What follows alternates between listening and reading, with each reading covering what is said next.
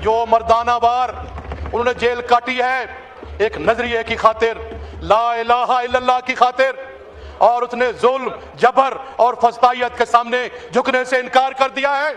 जुबां हो दिल की रफीक, अजल से रहा है ये कलंदरों का तरीक। तो पढ़ते हैं मगर इहदिना सिरातल मुस्तकीम नहीं पढ़ते। ये ऐसे दस्तूर को, सुबह बेनूर को तो पढ़ते हैं, मगर इस खुले झूठ को, जहन की लूट को, मैं नहीं मानता, मैं नहीं जानता, ये नहीं पढ़ते। अस्सलाम वालेकुम नाजरीन, मस्ती खेल तो बजट के हवाले से बात कर रहे थे और कह रहे थे जब से आपकी हुकूमत आई है आप लोगों ने गरीब आवाम का जीना हराम कर दिया। जब ये बात हुई तो अता तारर उठ खड़ा हुआ और इमरान खान के ऊपर सख्त तनकीद करने लगा और मस्ती खेल को ऐसी गालियां निकाली कि असेंबली में बैठे लोग हक्का बक्का हो गए। और उसके बाद मस्ती खेल ने ऐसी तारीख रकम की जो हमेशा तारीख में याद रखी जाएगी। आए नाजरीन, सबसे पहले ये ज़बरदस्त और धमाकेदार वीडियो देखते हैं, फिर इसके ऊपर बात करेंगे। चैनल को लाजमी सब्सक्राइब कर लें। इसी तरह उनके ये साथी जो जहां बैठे हैं और पाकिस्तान की अवाम ने भी झुकने से इनकार कर दिया है। मैं दोनों हाथों से इमरान खान को खराज तहसीन पेश करता हूं और पाकिस्तान की अवाम को भी खराज तहसीन पेश करता हूं।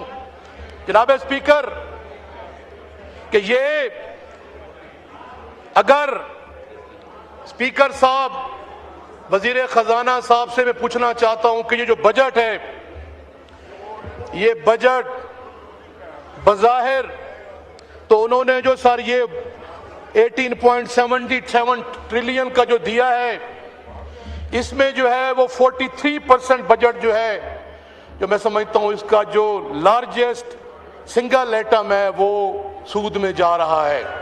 आपके तमाम बजट का आधा हिस्सा आपकी डेट सर्वे में जा रहा है। और सर आपका जो डेवलपमेंट प्रोजेक्ट है PSDP, वो आपको सिर्फ 5% दे रहे हैं। आप मौजूदा बजट का 5% पाकिस्तान की 25 करोड़ अवाम की फलाह बहबूद, तालीम और तरबियत, उनकी जॉब्स अपॉर्चुनिटीज और उनकी हेल्थ फैसिलिटीज के लिए आप 5% दे रहे हैं। और अब डिफेंस ऑफ पाकिस्तान के लिए आप 17% दे रहे हैं। इसी तरह जनाब स्पीकर, जो आप जो है वो प्रोविंसेस को जो ट्रांसफर कर रहे थे, वो इस बजट का जो था 1.2 ट्रिलियन जो है वो वापस ले रहे हैं। मैं हैरान परेशान हूं कि हमेशा फेडरेशन जो है वो सूबों को फंड्स देती है, लेकिन आपने तो सूबों से लेने शुरू कर दिए हैं, और ये बगैर किसी आइन के, किसी आईनी एग्रीमेंट के और किसी NFC वार्ड के। जब आपका आईने, मैं समझता हूं कि ये गैर आईनी काम जो है वो छोड़ दें। बजट आपको पता है सर, अल्फाज का गोरख धंधा है। तो हबीब जालिब ने क्या खूब कहा था, वही हालात हैं फकीरों के, वही हालात हैं फकीरों के, दिन फिरे फकत फार्म 47 के वजीरों के। हर बिलावल है देश का मकरूज, पांव नंगे हैं बेनजीरों के। जनाब स्पीकर, गरीब शहर तो फाके से मर गया। मैं आरिफ साहब के शेर से मदरत के साथ, फकीर गरीब शहर तो फाके से मर गया मिस्टर औरंगजेब, अमीर शहर ने हीरे से खुदकशी कर ली। जनाब स्पीकर, मैं कोई ऐसी बात नहीं करूंगा जो इंटरनेशनल रिकॉग्नाइज्ड इंस्टीट्यूशन ने इस मौजूदा हुकूमत की नाकामी के बारे में न कही हो। एक ऐसा मुल्क, मैं पूरे हाउस को चैलेंज कर रहा हूं, अगर मेरे इन अल्फाज को कोई झुटला दे तो फिर असेंबली के फोरम पे खड़ा होने का मेरा कोई हक नहीं है, मेरा कोई इस्तेकाक नहीं है। जनाब स्पीकर, ये एक हंसता मुस्कुराता तरक्की करता पाकिस्तान 6.2 की ग्रोथ से, उसमें आप एहसास कफालत कार्ड दे रहे थे। आपकी हालत जंग में था उस वक्त, जो पाकिस्तान उसकी रशिया की और यूक्रेन की जंग लगी हुई थी, कोरोना में थे आप। उसके बावजूद लीडरशिप की क्वालिटीज, सलाहियतें और इम्तिहान ये होता है कि इस गर्दाब में मुल्क को कैसे निकालता है। वो सर उसके बाद इमरान खान ने उस गर्दाब के दौर में आपको हेल्थ कार्ड दिया, उसने आपको 1,65,00,000 घरानों को उन्होंने किफालत साज कार्ड के जरिए खत्ते गुरबा से निकाला। तकरीबन 7-8 करोड़ लोगों को वो पाकिस्तान कार्ड शुरू करने वाला था। और जनाब देखें कितने बड़े हालात के बावजूद पाकिस्तान की ग्रोथ तरक्की कर रही थी। आज क्या हालात हैं सर, मैं नहीं कह रहा। पाकिस्तान का साबिक वजीर खजाना हफीज पाशा ये कह रहा है कि इनकी गलत पॉलिसियों की वजह से ज़राअत को पिछले सालों में 1000 अरब का नुकसान हुआ है। ये मैं नहीं कह रहा, आपका वजीर दाखिला कह रहा है कि पिछले 3 सालों में यहां से $100 बिलियन जो है फ्लाइट हुआ है, यहां से चला गया है। मैं नहीं कह रहा सर, ये कौन कह रहा है? IMF कह रही है कि 53,000 अरब रुपए के या करप्शन की गई है। मैं सर आपके सामने ये जो हकायक दे रहा हूं, ये मुल्क इनसे नहीं चल रहा। गुर्बत, महंगाई, बेरोजगारी, लाकानूनियत, खुदारा ग्राउंड रियलिटी को देखें। आप अवाम में जाए, मैं वजीर भाइयों को कहता हूं कि ये थोड़ा सा भेस बदल के जाए। अगर खुदा की कसम ये बाजार से सही हालत में वापस आए तो फिर भी मैं रिजाइन कर दूंगा। इनको अवाम इनका तक्का बोटी कर देगी।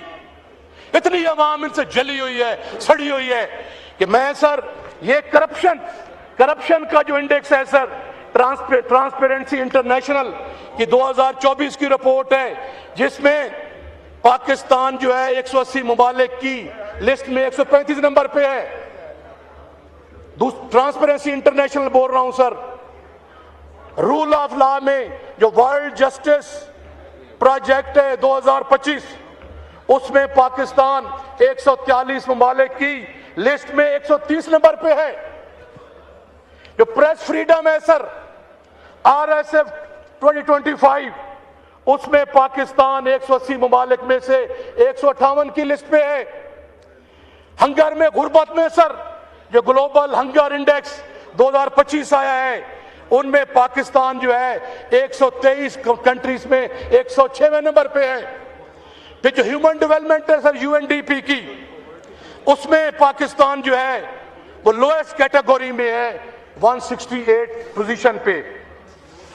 तो सर जो एक और आई है सर, जो प्रेस फ्रीडम है वो मैं बता चुका हूं, ह्यूमन डेवलपमेंट बता चुका हूं सर, और रूल ऑफ लॉ का जो इंडेक्स है सर, उसमें आप 143 में से 130वें नंबर पे हैं।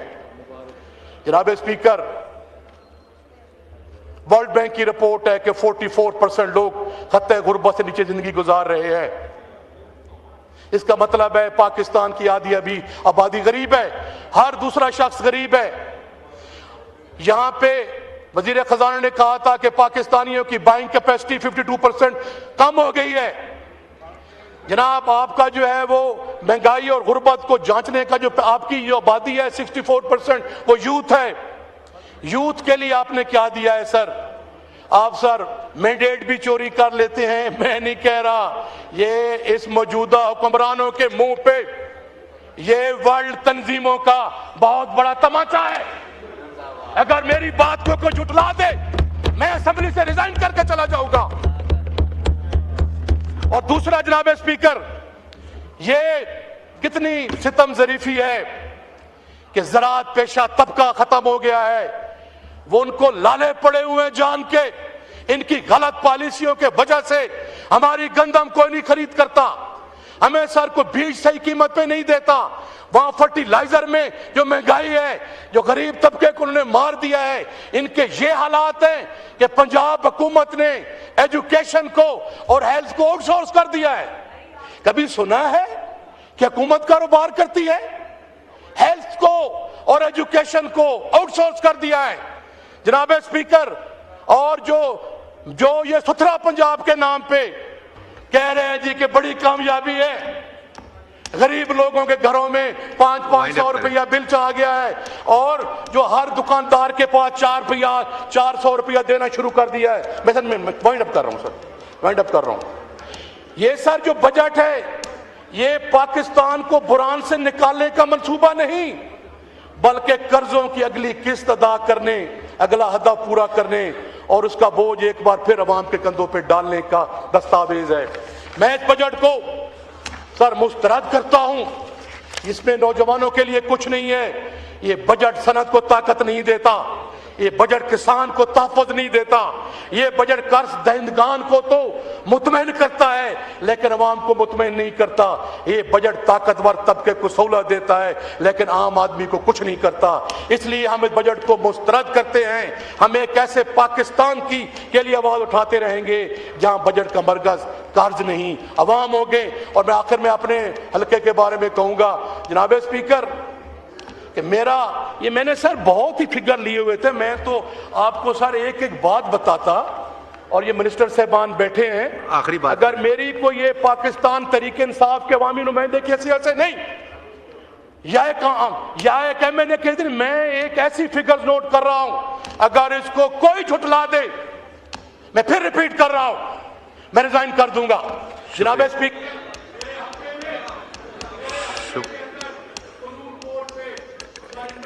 एक मिनट, आखिरी बात करें, आखिरी बात खोले। इंडस रिवर पे जो सर एक ब्रिज बनाया गया है 3 अरब रुपए का, पिछले 4 साल से पंजाब हुकूमत उसकी अप्रोच रोज नहीं बना रही, वो फजा में लटका हुआ है। मैंने सर इमरान खान से 2020 में 1 अरब की गैस ली थी सर, जिसमें दरिया खान, कोटला जाम, कोहावड़ कला और हसन शाह और अंगरा डगर की आबादियां शामिल थी, उसको मुकम्मल नहीं किया जा रहा। तीसरा सर, जो मैंने बिजली की स्कीमें दी थी, वो 300 स्कीमें हैं सर, उनकी तारें लग चुकी हैं, ट्रांसफार्मर नहीं दे रहे, ट्रांसफार्मर लग रहे हैं सर और खंबे नहीं दे रहे। तो मैं समझता हूं सर कि ये इंशाअल्लाह 30 सेकंड्स प्लीज, आप चेयर की भी कहना मान लिया करें कभी। ये सर इन्होंने एसओईज में जो सर आईपीपीज पे जो इन्होंने कर्जे चढ़ाए हुए हैं, हमने मांगी है, कई बार मांग चुके हैं, आप भी मांग लें। और 2000 इस पे ख्वाजा आसिफ साहब बहुत बात कर चुके हैं। ये माफी की बात करते हैं तो मैं इनको इनके गुनाहों की लिस्ट पूरी पकड़ा देता हूं, आज आके माफी मांग ले, मगर नहीं करेंगे क्योंकि ये सियासी लोग नहीं है। क्या ही अच्छा होता, इधर जो तकारीर की जा रही है, मुझे बता दीजिए, अभी शरियार खान अफरीदी साहब ने तकरीर की, क्या क्लॉज बाय क्लॉज 27वीं तरमीम के ऊपर उन्होंने कुछ तजावीज दी? क्या उन्होंने कहा कि इस क्लॉज में इसको बेहतर कर लें, फलां क्लॉज के अंदर फलां चीज ले आए? जनाबे वाला, इनकी जो सिलेक्टिव मेमोरी और जो सोच है वो क्योंकि 2020 से पहले नहीं जाती, तो मैं थोड़ी याद दहानी करा दूं कि इन्हीं का दौरे हुकूमत था, हम यही इन्हीं बेंचेस पर बैठ के इनको समझाते थे कि ये सियासी मुखालफत है, इसको दुश्मनी में तब्दील मत करो। हमने, पीपल्स पार्टी ने, दीगर जमातों ने एक चार्टर ऑफ डेमोक्रेसी किया इस मुल्क के अंदर। उस चार्टर ऑफ डेमोक्रेसी का क्या मकसद था? अफामो तफहीम से मामलात को आगे चलाना, डेमोक्रेटिक प्रोसेस को स्ट्रेंथन करना। इन्होंने जो काम 2017 में किया और जिस तरीके से ये चोर दरवाजे से इक़्तिदार में आए, आज उसकी भी माफी इनको ईवान के अंदर मांग लेनी चाहिए।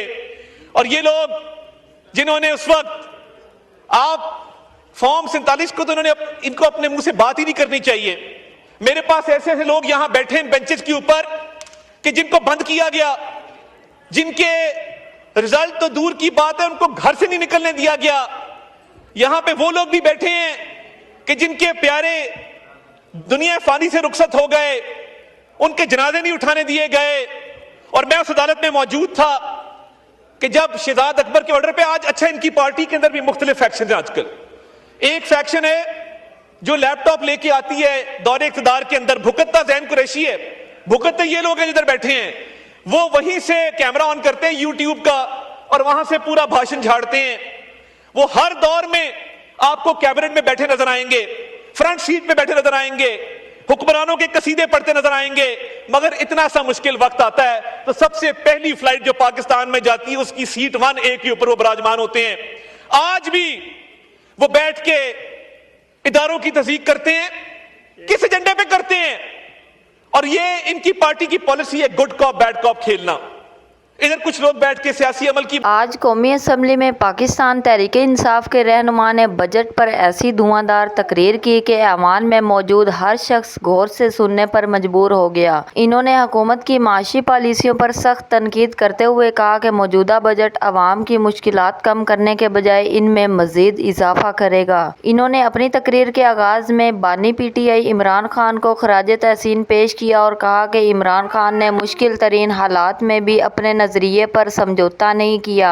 इनके मुताबिक अवाम भी तमाम दबाव के बावजूद अपने मौक़िफ़ पर कायम है। रुकन असम्बली ने कहा कि हुकूमत ने तकरीबन 18 ट्रिलियन रुपए से ज़ायद का बजट पेश किया है, लेकिन इसका बहुत बड़ा हिस्सा कर्जों और सूद की अदायगी में खर्च हो जाएगा। इनका कहना था कि जब बजट का बड़ा हिस्सा कर्जों में की नज़र हो जाए तो फिर अवामी फलाहबूद के लिए मंसूबों के लिए बहुत कम रकम बचती है। इन्होंने सवाल उठाया कि नौजवानों, किसानों, मजदूरों और आम शहरियों के लिए इस बजट में क्या रखा गया है। इनके मुताबिक तालीम, सेहत और रोजगार के शोबों को वो तवज्जो नहीं दी गई जिसकी अशद ज़रूरत थी। तकरीर के दौरान इन्होंने मुख्तलिफ बैनुल-अक़वामी इदारों की रिपोर्ट्स का हवाला देते हुए दावा किया कि पाकिस्तान को गुर्बत, महंगाई, बेरोजगारी और गवर्नेंस के मसाइल का सामना है। इनका कहना था कि अगर हुकूमत वाकई अवामी मसाइल समझना चाहती है तो इसे अवाम के दरमियान जाकर इनकी मुश्किलात का मुशाहिदा करना चाहिए। इन्होंने किसानों के मसाइल पर भी तफसील से बात की। इनके मुताबिक गंदम की कीमतों, खाद के बढ़ते हुए नरखों और ज़री शोबे की मुश्किलात ने किसानों को शदीद परेशानी में मुब्तला कर दिया। इन्होंने कहा कि किसान मईशत की रीढ़ की हड्डी है, लेकिन इन्हें मुनासिब सहूलतें फराम नहीं की जा रही। रुकन असम्बली ने पंजाब में तालीम और सेहत के शोबों से मुतल्लिक भी सवालात उठाए और कहा कि बुनियादी सहूलतों की फराहमी हुकूमत की जिम्मेदारी है। इनके मुताबिक अवाम को बेहतर तालीमी और तिब्बी सहूलतें मिलनी चाहिए ताकि इनका मेयार ज़िंदगी बेहतर हो सके। अपनी तकरीर के इख्तिताम पर इन्होंने कहा कि मौजूदा बजट अवामी तवक्कुआत पर पूरा नहीं उतरता। इनके मुताबिक इस बजट में नौजवानों के लिए वाज़ेह मनसूबाबंदी मौजूद नहीं, किसानों को रिलीफ नहीं दिया गया और आम आदमी को महंगाई से निकालने के लिए मौसर इक़दामात नजर नहीं आते। इन्होंने हुकूमत से मुतालबा किया कि ऐसे फैसले किए जाएं जिनसे अवाम को हकीकी रिलीफ मिले, रोजगार के मौके पैदा हों, सनत को फ़रोग मिले और माइशत मजबूत हो। नाजरीन, आप इस तकरीर के बारे में क्या राय रखते हैं? क्या वाकई ये बजट अवामी मसाइल हल करने में कामयाब होगा या फिर अपोजिशन के एतराज़ात दुरुस्त हैं? अपनी राय कमेंट में ज़रूर बताएं। वीडियो पसंद आए तो लाइक, शेयर और चैनल को सब्सक्राइब करना मत भूलिएगा और मुझे दें इजाज़त। अल्लाह हाफिज़।